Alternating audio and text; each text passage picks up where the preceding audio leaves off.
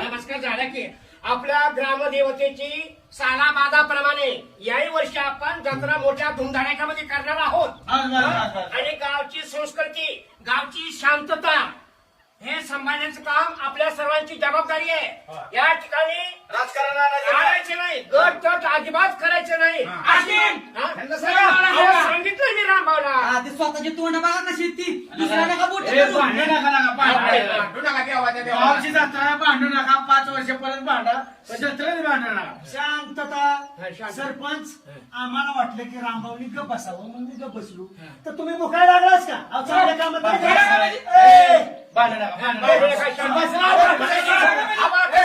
अरे तुम्हाला लहान मुलं तरी कळतात का लहान मुलांसमोर कशाला तोंड तुम्ही असंच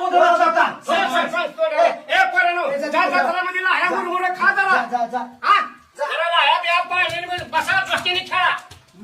आपल्या ग्रामदेवतेची जत्रा आहे, आपण जबाबदार नागरिक गावचा आहे आणि आपण जर आपली गावची संस्कृती धार्मिकता सामाजिक बांधिलकी जपायची नाही कोणी जपायचं आपला गावचा आदर्श आसपासच्या गावांनी घेतला पाहिजे। बर का मी दोन्ही गटांना सांगतोय ही गावची यात्रा आहे, कोणी अजिबात वाद घालू नका, यात्रा शांततेत पार पडली पाहिजे।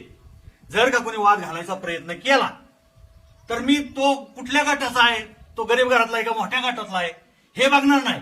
पोलिसांना सांगून मी पाटील सगळ्यांच्या गुन्हे दाखल करायला सांगेल, याची नोंद आत्ताच घ्या। तर हा जो काकडा आहे तो दाखवा, हा काकडा हा काकडा लपवून ठेवला जाईल आणि हा काकडा जो शोधल त्याला काय होणार आहे, आपल्या ग्रामदेवतेच्या पालखीचा मान त्याला मिळणार। दुसरं आणि त्या व्यक्तीला परत आपल्या हिंदवी स्वराज्याचे संस्थापक छत्रपती शिवाजी महाराज यांचा जिरेटोप घालण्यात येईल अर्थात प्रदान करण्यात येईल। रामभाऊ मागच्या वर्षी बी मान आम्हालाच मिळला होता, यंदा बी मान आमच्याच सरपंचाला आहे। म्हणजे छत्रपती शिवरायांच्या जिरे टोपाचा मन हा जो कोणी हा काकडा शोधून काढेल हा त्याला घालण्याचा मान मिळेल।